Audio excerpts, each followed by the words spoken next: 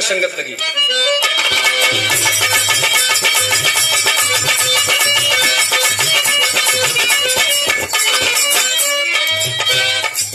ललार लार लला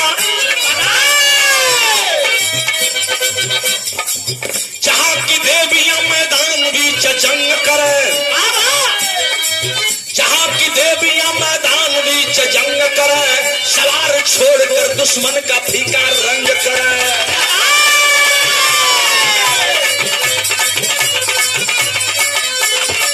जहां 24 बार भगवान ने अवतार लिया, जहां 24 बार भगवान ने अवतार लिया, दुष्ट संहार करके भक्तों का उद्धार किया।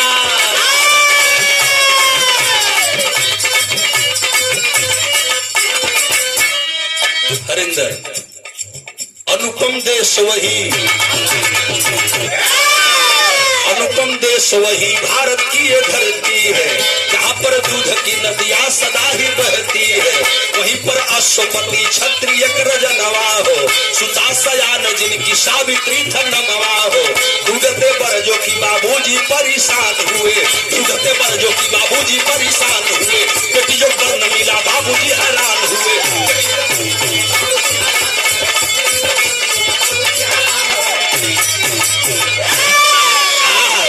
राजा अश्वपति सेन महाराज का नाम आप लोगों ने सुना होगा मेरे बाबूजी। राजा अश्वपति सेन महाराज के इकलौती बेटी नाम रहल सावित्री। राजा का लड़की है सयान हो गई, राजा के चिंता हो गई, बियाह कर दे, लड़का खोज लगल। तीनों लोक 14 भुवन में लड़का खोज गल, बेटी जोगे दुल्हा मिलबन कई। राजा कपार धर के आए के घरे बैठ गए। सावित्री देखली बाबूजी उदासल हुआ, गईली पानी लेके कहली बाबूजी का हो गल? कल बेटी अनर्थ हो गल। लगत बात दुनिया में तोहरे जोगे कहीं बर न हो, दुल्हा न हो, और हमार बेटी कुंवारे रह जाई, बड़ा चिंता का विषय हो। राजा चिंतित हुए, बेटी समझा रही है, राजा की जी न मनल। वो मंत्रिमंडल को बुला लिए और मंत्रिमंडल बुला करके फैसला कर लिए कि अगर जे जौने लड़की का दुल्हा न मिले ओकर एक विकल्प बा। राजा कलन की कौन विकल्प बा? तो मंत्री लोग बतौलन, दरबारी बतौलन कि बेटी को आज्ञा दे दिया जाए कि ये अपने वर का वर्ण कर ले, यानी अपने पति का चुनाव कर ले, जेके अपन पति मान ले वही से कर बियाह कर ले। राजा आज्ञा दे दिला सावित्री की कि बेटी जाओ और दुनिया में घूम करके तू अपना पति खोज लो, जिसको अपना पति मान लोगी उसी से तेरी सगाई हो जाएगी। यह फैसला होगा संदीप बाबू। तब भाई का विरहा में गीत लगल, बहुत बड़ा सम्मान। ये तीसरा पुरस्कार संदीप बाबू बबलू पहाड़ी पर दुल्हा खोजे खातिर, दुल्हा खोजे वाली तरस लग गई विमलेश।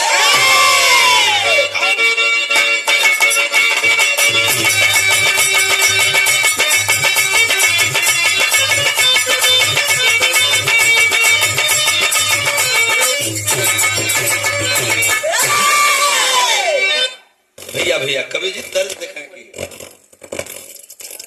ना हो यूट्यूबर सब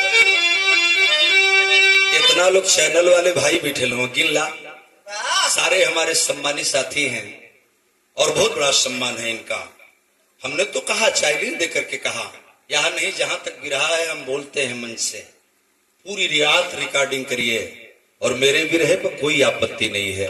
विरहा तो हम रोज गाइला और रोज खोज के नया गाई हम तो लोग खाली चढ़ावा लो। हई बिरहा देखा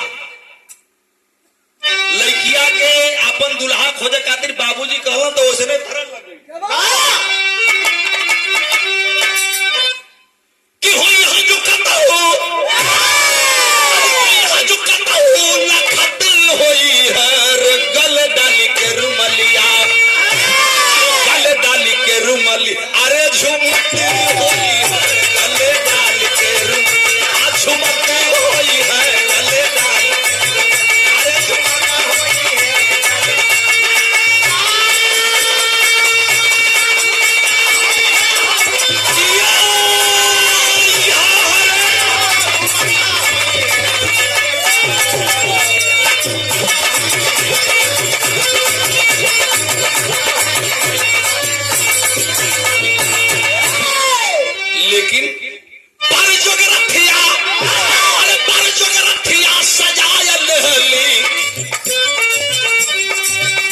लड़की अपन दुल्हा खोजे खातिर चलल, भूली भाव कितना सुगर तन देखा।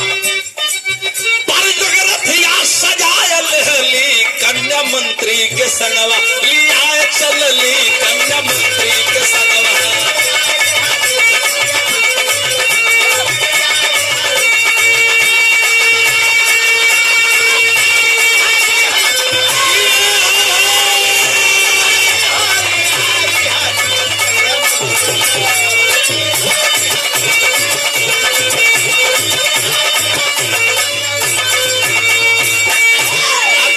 विदेशवा में घूमा कुमारी,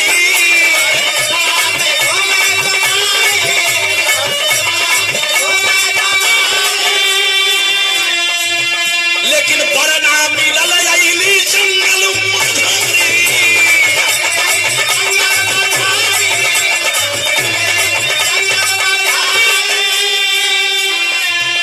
अरे किस्मत पर अपने पछताए चलली रानी मंत्री के संगवा, लिया चलली रानी मंत्री के संगवा।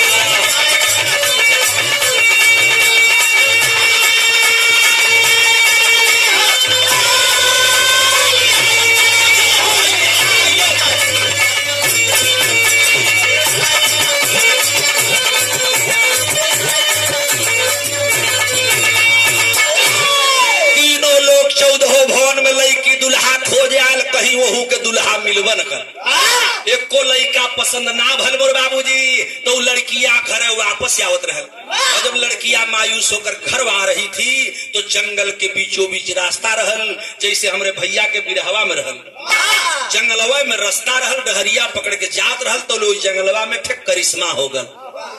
ओहर इनार भेटा लिया,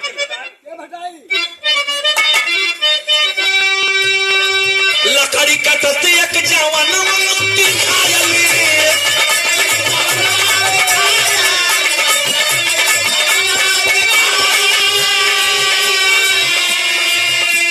सतिया का मन लकड़ी हारा पर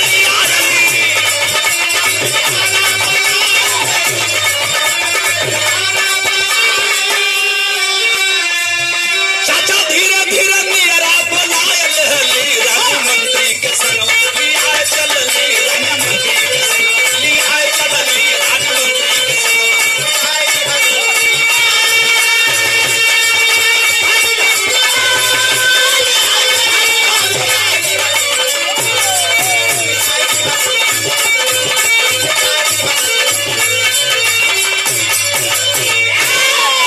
₹500 का दूसरा पुरस्कार हमारे व्यापकता करके वापस आवे लगल।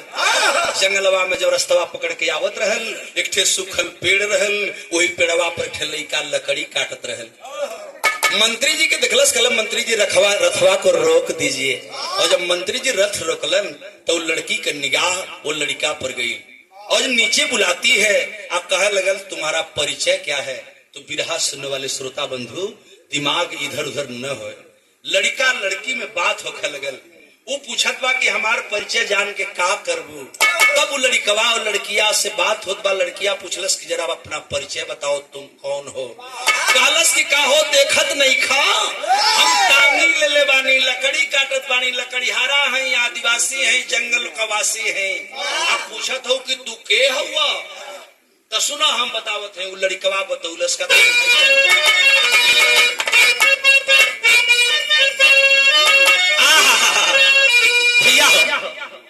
कि नाम सत्यवान भूपति। ए बेटी, एक कन्या किसी राजा की लड़की लगती है तू। सुन, ये मंत्री है, मेरा परिचय जानना चाहती है ना, तो मैं कौन हूं बता रहा हूं। लड़का कि नाम सत्यवान भूपति से न कललना, काटी करके लकड़ी बीताईला जीवनी,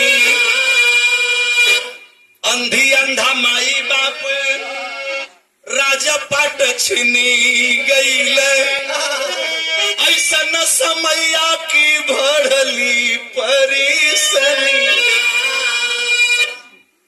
त्रिया मन मन गुने, उन्हें लड़कवा परिचय बतावत है। आइने त्रिया मन मन गुने, वही सत्यवान के बरचून पूछली नक्षत्र पता मन मोही रनी अली भवन छन बाबूजी से बोली बन कि भूपत से न महाराज के भेजी दान लगनी। ए लड़की, तू मेरा परिचय जानना चाहती है पगली? तू मेरा नाम सत्यवान है। मैं भूपत सेन महाराज का बेटा हूँ। मेरा राज पड़ोसियों ने छीन लिया है। हमार माई अंधी है। ए बहनी, हे राजकुमारी, चाहे तू जे हो तारा के नहीं जानत, लेकिन हमार बाबू भी अंधा हूँ, हमार माई भी अंधी है। ये लकड़ी काट के ले जाइला, बाबू माई के पाली ला। माई बाबू अपने राज्य के गम में रोवत रोवत आन्हर हो गई हूँ। ये बात जब लड़की सुन लो, लड़कवा के टुकुर टुकुर ताका लगल और दिमाग में बात नाचने लगी कि अब ऐसे सुघर दुल्हा धरती पर कौनो न बा। आइल घर अपने पिता अश्वती सेन महाराज से बतौलस, बाबूजी भूपत सेन महाराज को लगन भेज दीजिए। अरे वाह, कौन है वो बेटा? जब सत्यवान का नाम आई ते बाबू राजा न रलन पंडित ज्योतिषी लोगों को बुलाए। ब्राह्मण और ज्योतिषी आके बैठ गए। सत्यवान और सावित्री का लगन मुहूर्त दिखाए लगल। आज जब लगन मुहूर्त दिखाए लगल न, तो हे हमार विरहा सुनने वाले पंच गोसाई, तनी सा 5 मिनट गौर करी है। वो पंडित जी लोग ज्योतिष देखा लगल, गणना बनना देखा लगल, तो देख कते देखत सब लोग कपार धल हल। अब कपार धल न बतावत का हुआ पंडित जी लोग विरह गजब।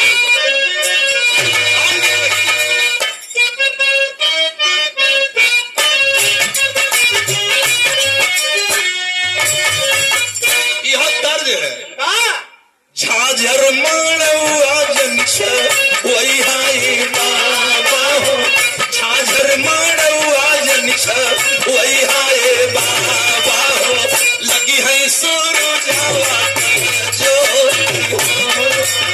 झाझर मानवा जनिछ वही हाय बाबा हो।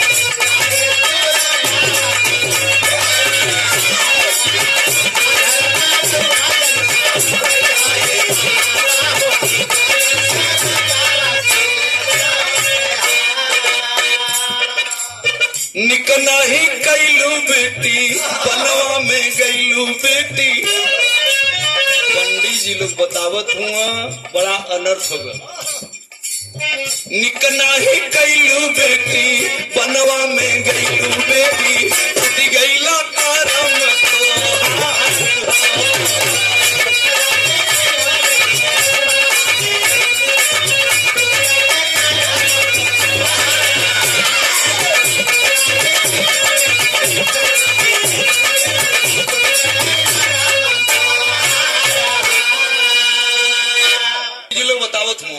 अनर्थ हो गल बेटी। कर दे रे तुम के दुल्हा मान ले ले, अब वो से अपन फैसला वापस ले।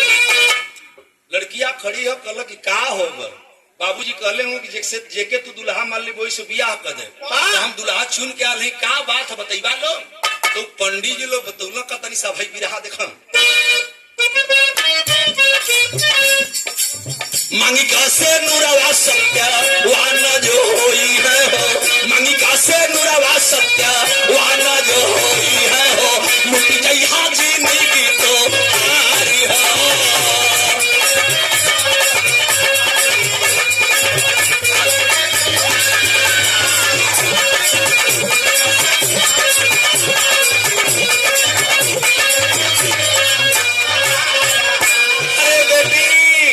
जौना लड़की के दुल्हा मान के आल हूँ तोहरा शादी जोगे ना बा। अपन फैसला वापस ले लो। कल क्यों बताएंगे? तो पंडित जी लोग ज्योतिषी लोग बतौना कि बरहे महीनवा बाटे उनकर उमरिया हो, बरहे महीनवा बाटे उनकर उमरिया हो, आ लुट जई हा से नूरा तो अनर्थ हो गल बाबू। करेजा फाट गई ले पंचो। जब सावित्री सुनली ना, ज्योतिषी बतौलन से अरे पगली तुझे के दुल्हा मान के आई ले रे, आज के ठीक 12वां महीना आवत आवत तू दुनिया से चल जाई। ई बियाह ठीक न बा बेटी, फैसला वापस ले ले। लोग समझावा लगला, लड़की अवाक हो गई। हिंदुस्तान की बेटी जिंदगी में एक पति बनाती है और मैं हिंदुस्तान के एक राजा की बेटी हूँ। तो सुन लीजिए, मंत्री झंकत हुआ, सुनवैया झंकत हुआ, लड़कियों झंकत है। बिलखला राजा मंत्री सब समझावे रामा, बिलखला राजा मंत्री सब समझावे रामा, कन्या करैले मन विचारी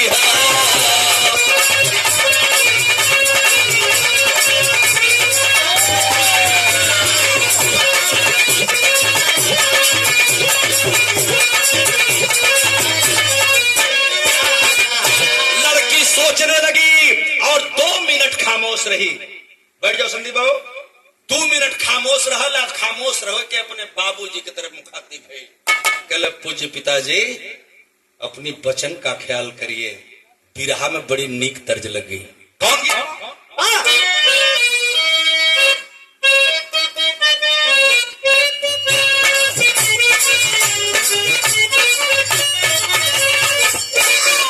तनी से खाली छुआवे भर के साड़ी हमन पहिरबे राजा। लक्ष्मी जी देखा बिरहा बहुत सुन ले हो गौली। आज आचार्य जी के गाँव आलू भेंट तो कई बार भर,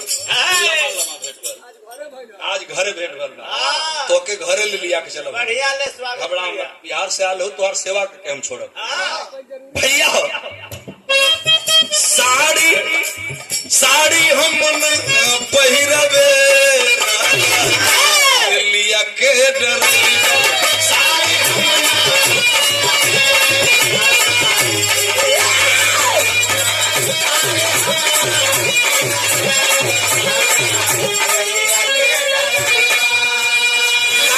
मिस्र कन्या फैसला सुनाए होई। बाबूजी अब हमार बियाह जब होई तो सत्यवान से हुई। तोहार लड़की है, तू हमके पाल पोस के सयान कह दिला, अब तू बियाह कह दा, हम दुल्हा चुन ले।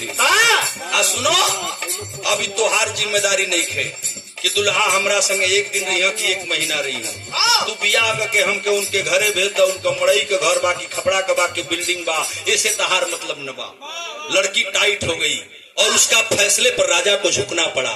आये बाबू है भल जो आप लोग जानत है, कन्या फैसला सुनाए होई, कैली सगाई कैली सासुर में आए होई, कैली विदाई कैली सासुर।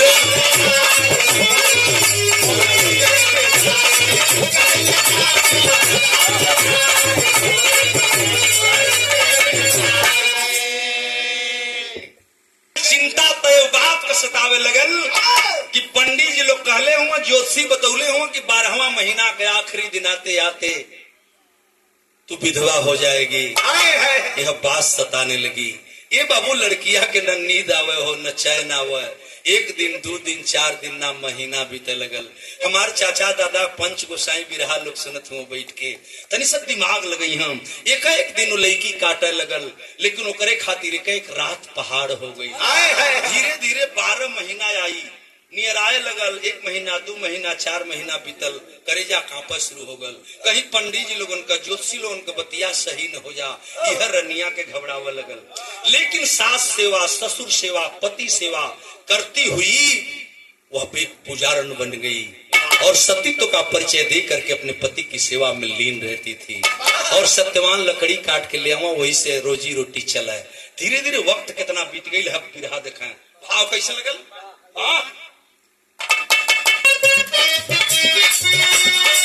दिनवा गिन गिन बीतल महीना, दिनवा गिन गिन बीतल महीना, सतिया पति की सेवा कीना। दिनवा गिन गिन बीतल महीना, सतिया पति की सेवा कीना।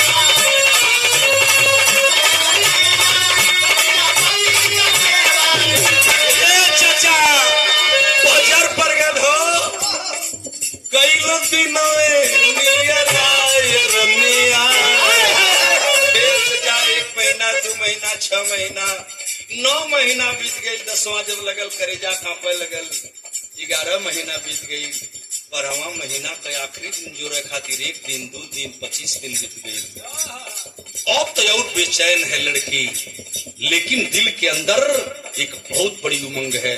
और सोच क्या है उस लड़की की, सतीत्व के बल पर वो लड़की एक बात कहने लगी, भाव विरह लगल।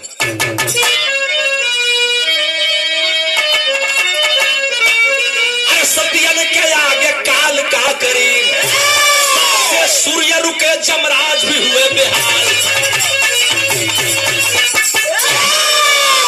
धीरे 12वां महीना का 25 दिन बीतल, 26 दिन बीतल, 27 दिन बीतल, 28 दिन, 29वां दिन बीतत रहले। चचा रात का जब 12 बजल सतिया घबराए लगल, पहने 12वां महीना का आखिरी दिन है, कहीं ज्योतिषी लोगन का बतिया सही हो जाई तो बजर पर जाई। सबेर तो हो गई, नहा धो के पूजा पाठ करके सत्यवान टांगी उठोलन पंचो कुल्हाड़ी जैसे लकड़ी काटल जला, उठोलन टांगी लेके चल देलन। आज यो ही 2 फाल गईलन है, लड़किया आगे पहुंच गई, दोनों पैरवे थे के छान लेलस। कल पतिदेव, कल क्या बात है सावित्री, ऐसा क्यों, तू तो रोज ऐसा नहीं करती थी। कल स्वामी हमारे की इच्छा है, आज लकड़ी काटे न जाए के है। लकड़ी काटने नहीं जाऊंगा तो क्या खाओगी, क्या बाबू खई है, का माई खई है, का तू खई हो। जब पति को रोकने लगी, पति घबरा गए, लेकिन पत्नी की बात इनकार करके पति कहा कि मैं जाऊंगा, हट मेरे रास्ते से जाओ, माँ बाप की सेवा करो, खाना पीना खा लेना, हमको जाने दे। जब पति नहीं रुका तो देखा है असली पतिव्रता स्त्री वही होती है जो पति के कामों में बाधा न पड़े। कल ठीक है जई बात जा, कुछ दूर और आगे गई, जब गवा गई तब लड़कियां कापिला भाई देखी।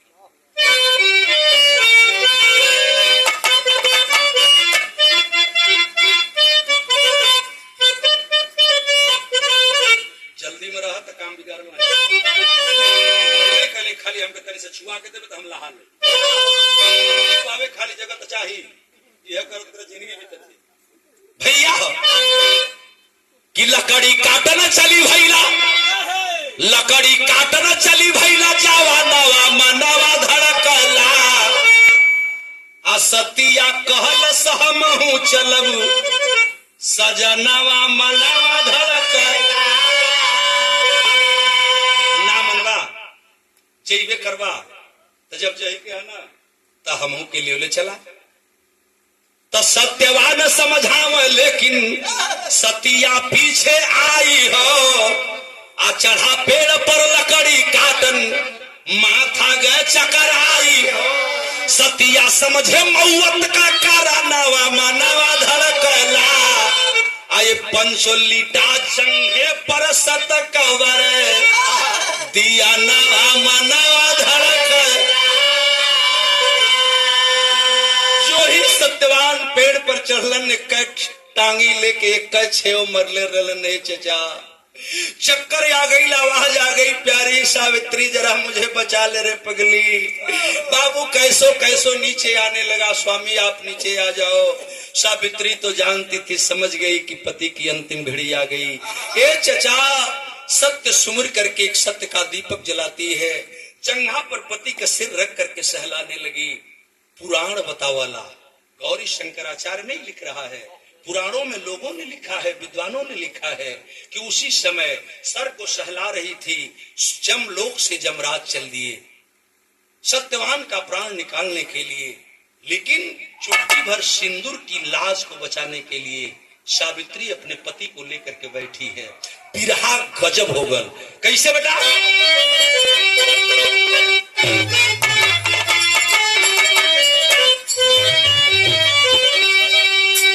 ये पंचो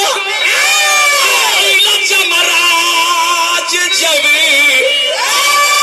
सावित्री समहनवा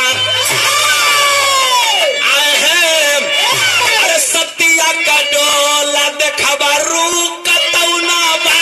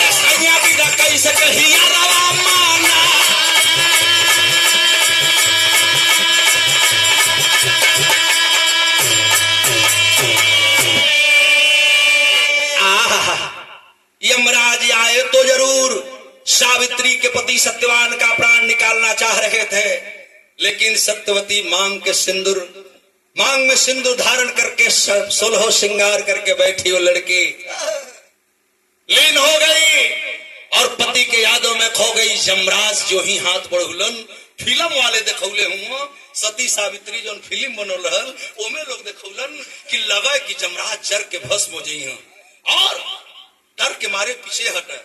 सावित्री के छल कह दिल, जानत है छल का कह दिल, सत्यवान के अंदर हलचल पैदा किए और सत्यवान के मुंह से आवाज एक आ गई कि रानी जरा पानी पिला दो, प्यारी जरा पानी पिला दो। आज जब पति पानी मांग दिए पत्नी बेचैन हो गई। जवन गर्दनिया मुड़िया गोड़वा पर धई के बैठे रहल ओकरा के नीचे धई दिलस और ध करके पानी ले आवे खातिर गई ले पंचो। आ ये चचा चारे फाल पर एगो डबरा रहल, वही जा जब बढ़ के गई वही डबरा में से पानी निकाल के जो ही पीछे मुड़ल आ तौली यमराज प्राण निकाल चुके थे, लेके भागा शुरू कैल। आ जब भागा शुरू कैल सत्य का दीपक उठाती है वो बच्ची और यमराज के पीछे लग गई। नहीं यमराज नहीं, ये मेरे मांग के सिंदूर हैं, ये मेरे पति हैं और तुम ऐसे लेके नहीं जा सकते। मैं इनकी अर्धांगिनी हूँ, ये मेरे अर्धंग हैं, मैं विधवा हो जाऊंगी, ये ठीक नहीं है। यमराज पर क्रोधित हो गई लड़की। यमराज कांपा लगला, बेटी लौट जो कहला कि ना जाई, ऐसे कैसे जाई, कैसे जियब। तब यमराज कहला कि ना जीवी बेटी तो एगो काम कैले। आज यमराज कहला का तनी अब हाई दे बात बताओ थी, कहला यमराज की ना मनबी तो एगो बात कैले।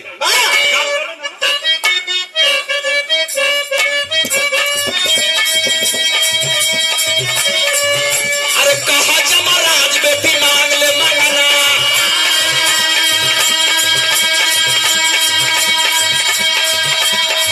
भैया बोले यमराज बेटी मांग ले मंगना।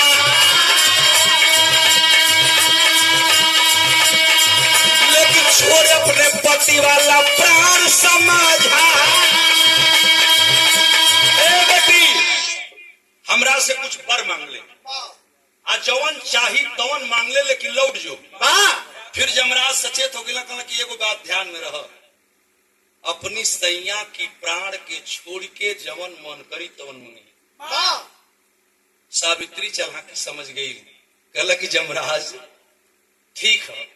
3 वचन लेलस, आ 3 वचन लेकर के सबसे पहले बहू होने का फर्ज अदा करती है। और वो लड़की पहला वरदान का मंगलस कि सास ससुर अंधी अंधा खोल दा नया ना।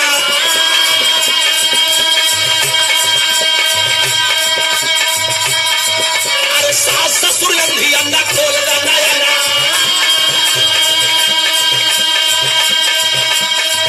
और राजपाट सगरो वापस होई जा।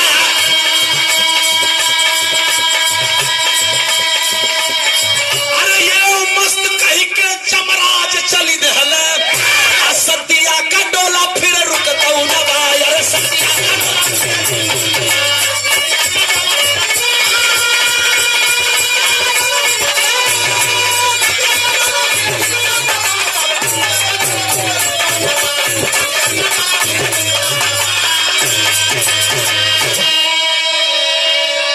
भैया तनी सब बिरहवा के समझ ली ताकि कहानियां समझने में दिक्कत न हो।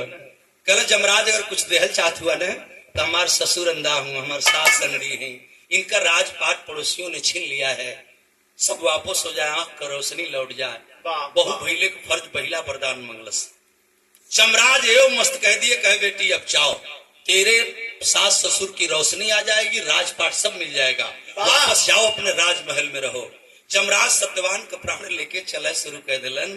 थोड़ी देर तक सावित्री वहीं खड़ी रही। अब कुछ दूर यमराज गई रहलन भूले बाबू, आ तौली वो लड़की फिर सत्य का दीपक उठौलस, आ पीछे पीछे फिर लग गई। कुछ दूर यमराज गई ना, जब मुड़ के देखल ना, कभी जी जब मुड़ के ऐसे देखल तो देखल पिछवा की ये लड़किया गई नाही। कल कारे बेटी ते जैवी नारे जो कल कैसे जाई हो, कल का बात है। तब वो लड़की कहले रहा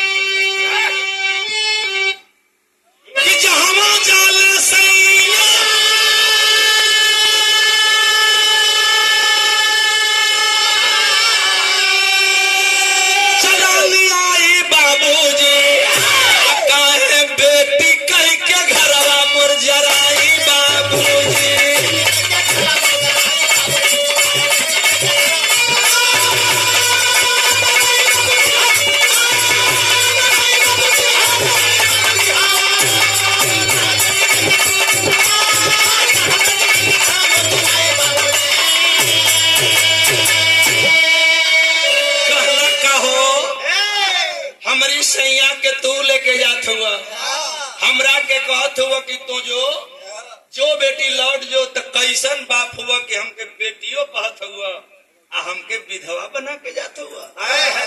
हमरी सैया के तू लेके जात हुआ, हमके लौटे कहत हुआ, कैसन बाप हुआ। यमराज कांपने लगे, निकल पड़े आगे। फिल्म वालों ने दिखाया कि जब कुछ दूर अगवा गईलन ये चाचा, अग्निकुंड पड़ल और अग्निकुंड पार करने के लिए यमराज तैयारी करने लगे। आतोले सावित्री पीछे हाजिर हो गई। कहला बेटी आगे अग्निकुंड है, तू जाएगी तो जल जाएगी, लौट जा। कहला कि ना जाई, हमरे सैया के तो तू लेके जात हो, हम जाई तो रहब केकरा पर। कहला कि बेटी कुछ और मांग ले लेकिन लौट जो, लेकिन ध्यान रहो अपनी सैया की प्राण के छोड़ के जौन मन करी तौन मंगे। फिर सावित्री चुप हो गई।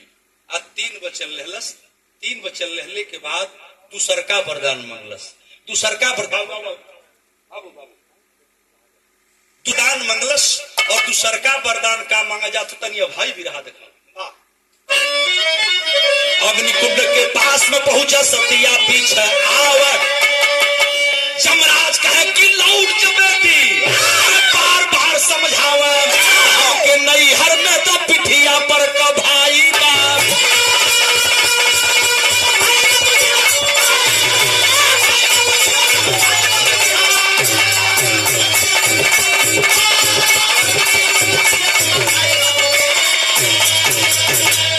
यमराज अगर आप कुछ देना चाहते हो तो दूसरा वरदान मुझे यही चाहिए। हमारी माई बाबू के को संतान नहीं के, हम अकेले लड़की हैं, हमरा के वो भाई मिल जा। माई बाबू का बढ़ोती का सहारा हो जा लाठी के, एगो भाई हमके दे दो। जमराज कलन बेटी तो के भाई चाहते हो मस्त थास तू ऐसा ही हो जाओ। जाओ बेटी, वरदान दे के दूसर को चल दिलन। अब अग्निकुंड में हेल गई। जब अग्निकुंड पार कर रहे थे तो फिल्म वालों ने दिखाया है पर्दे पर, बीच अग्नि में जाके आप पीछे से ताकत हो कि गोइल की ना। तौले देखला कि सावित्री फिर पीछवा वही अग्निकुंड के ऊपर सावित्री खड़ी है सतीत्व के बल पर। कलश की कहा जाइबा हम हो जलब। कल लौट जो बेटी, आगे बड़ा कठिन रास्ता है, अब वो तो चल जो, जौन मंगली तो हम दे दिली। जा बेटी जाए, आगे नहीं जा सकती। कल कि हम ना जाए, समा हमार सुहाग हमार सिंदूर हमरे मांगी का सिंगार तू लेके जात हुआ तो हम लौट के कहा जाए। हम हूं चलब। तब जमराज कलन की बेटी ना मनवी तो कुछ और मांग ले। जब तीसरी बार तीसर का वरदान मांगे कहलन, तब फिर जमराज कलन की एगो बात ध्यान में रहे, अपनी सैया की प्राण के छोड़ के जौन मन करी तौन मंगिए। लड़किया कलश न पंचो कि ठीक हो, 3 वचन लेती है, आई तीसर का वरदान मांगे जाते का मंगल। अग्निकुंड के पास में पहुंचा सतिया पीछे आव। यमराज कहे कि मांग ले कुछ बार बार समझावा, गोद में सुगना दे दा हमके एक हरसाई बाबू।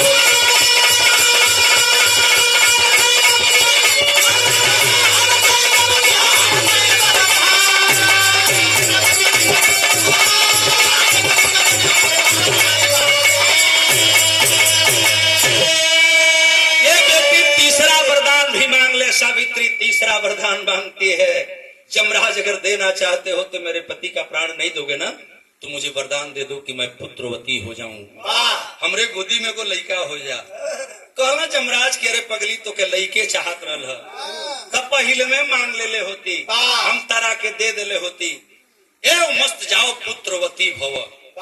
और पुत्रवती होने का वरदान देके यमराज वहां से फिर सत्यवान का प्राण लेके चलना, अग्निकुंड पार कर गई। अब जमलोक में जाए के तैयारी करते दे झरना सगरी राखी उखी जम रहल, झारा लगला, कहला चला अब तक गला छुटल चल गई। आज जो ही देह झाड़ के ठीक भइला, उड़ा के कोशिश कैला, यमलोक में तौले सावित्री पिछवा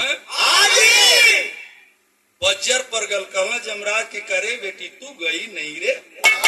अब लड़की कलश का हो कैसे जाई, चल जाई, हाथ जोड़त है हम चल जाई, लेकिन हमके एगो बात समझा। हे हमरे बिरहा सुनले भैया लोग, हे हमार पंच गोसाई, एक लाइन बिरहा का खाली बाकी बा और एक दिमाग में आप लोग बैठा। वो लड़किया कहलस कि जमराज हम चल जाए, लेकिन एगो बात हमके समझा दो।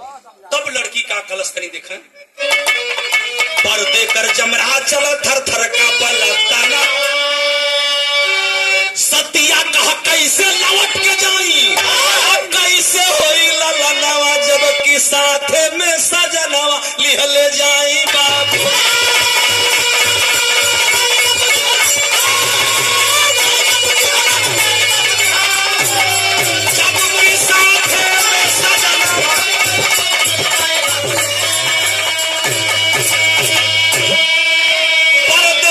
जमराज चले थर थर का पलटनवा सतिया कह कैसे लौट के जाई कैसे होई ललनवा जबकि साथे में सजनवा लिहले जाई बाबूजी कहो तू हमके वरदान दिले हुआ कि लइका होई हमारी सैया के तू लेके जात हुआ तो लइकवा कहाँ से होई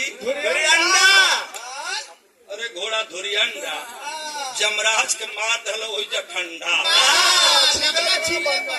अरे जब ठंडा मार दलो तो पंडा का छिलिया घोड़ा वही जब कंडा हो गई कहला बेटी तोता फंसा देली रे अब तो बना देली कमुआ जिंदगी में कबो वरदान न देली वरदानो देव कैली तो तू फंसाई देली यही तरह को लइका साला मंगरुआ फंसोले रहा अब वो बात के छोड़ डालो विराह मार खत्म हो गई अंतु गत्वा जमराज हाथ जोड़ करके माफी मांगे और सावित्री के पति को वापस करते हैं सदा सुहागन रहो यही आशीर्वाद आज के यह विवाह में गौरी शंकराचार्य ही नहीं नंदलाल रवि ही नहीं लक्ष्मी प्रियदर्शी नहीं इतने श्रोता घराती बराती सारे लोग उन बच्चों को दे रहे हैं जवन दुल्हा और दुल्हन बिटिया रानी है ये जोड़ी सलामत रहे सदा सुहागन रहे इसी के साथ सतीत्व के पर्चे पर अपने पति को लेकर के वापस आती है सावित्री बिरहा के आखिरी लाइन होगा गुरुदिल मोहम्मद राम सेवक सिंह रामदयाल विख्या कभी गया लाल जगलो यादव जगधारी से